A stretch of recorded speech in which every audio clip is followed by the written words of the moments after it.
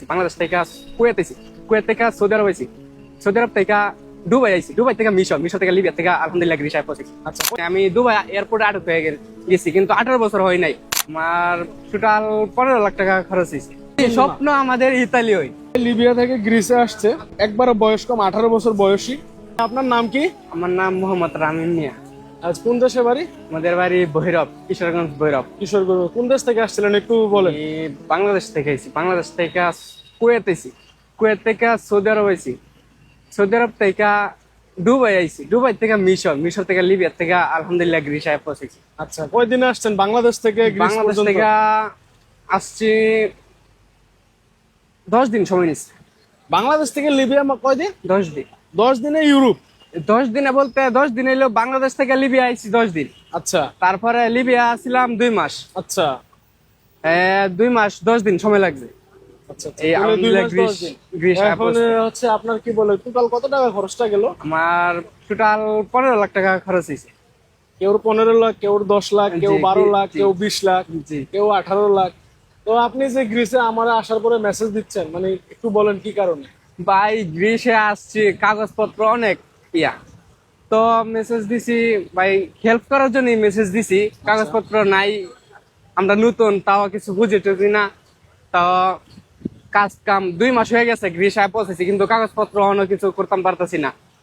আচ্ছা, কি কাগজ যে আছে? অ্যাজাইলামের কাগজটা আছে? জি, Okay. লাল কার্ড আছে। হ্যাঁ, যেটা এই দেশে আমরা হোয়াইট কার্ড বলি, এটা লাল কার্ডই।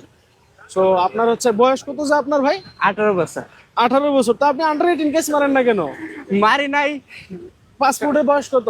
পাসপোর্টের বয়স 19 বছর। 19 বছর। 18 মানে আপনার অরিজিনাল বয়স হচ্ছে 18। এই যে দেখেন এত ছোট বছর, মানে এই বয়সে লিবিয়া থেকে গেম দিয়ে ইউরোপে আসছে। এখন বাংলাদেশের মানুষ না মনে করেন ইউরোপ মানে হচ্ছে মানে হয়তো মৃত্যু না হয় ইউরোপ, ঠিক আছে? কারণ জীবনে বাঁচতে হলে অনেক টাকার দরকার। আমি আরো অনেক ছোট থাকতে করছি। আমি যে সময় 23 সালে আমি আবার লিবিয়া আসার জন্য করছি, কিন্তু 23 সালে আইতে পারি না। আমি দুবাই এয়ারপোর্টে আটক হয়ে গেছি, কিন্তু 18 বছর হয় নাই।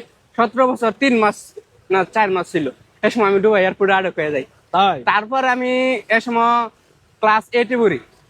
পরে 8-এ পড়ি, আমি ভাবছি যাইতে পারি নাই। পরে আমি বলছি আচ্ছা, বাড়ির বাসা সবাই বলছি এখন যাবো না, আমি ইন্টার পরীক্ষা দিই। পরে ইন্টার পরীক্ষা দেওয়ার আগে 2-3 মাস আগে পরে আমি ইতালির জন্য বই জমা দিছি।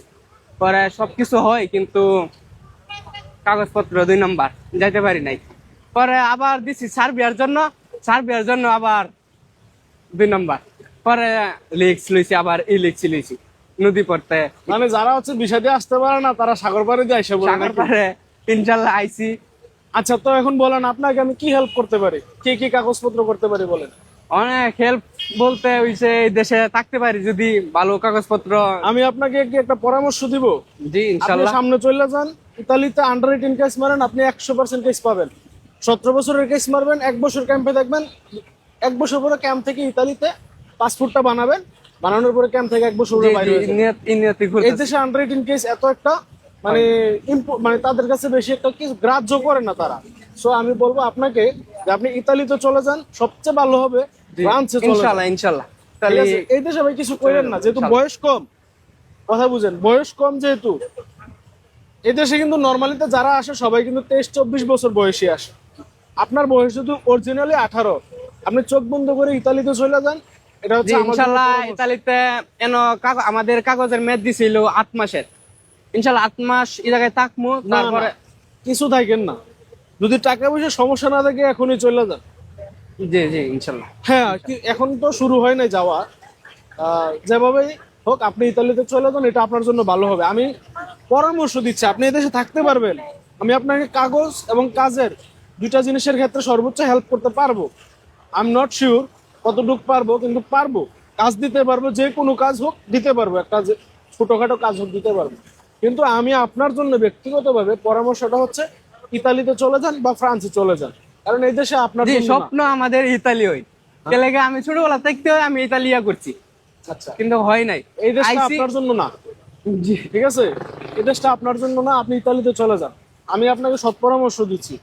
সো এতটুকু বলার থাকবে। ইনশাল্লাহ যদি আপনার সাথে আমার এখন কথা হবে আলাদাভাবে যে আপনাকে কিভাবে আমি হেল্পটা করবো।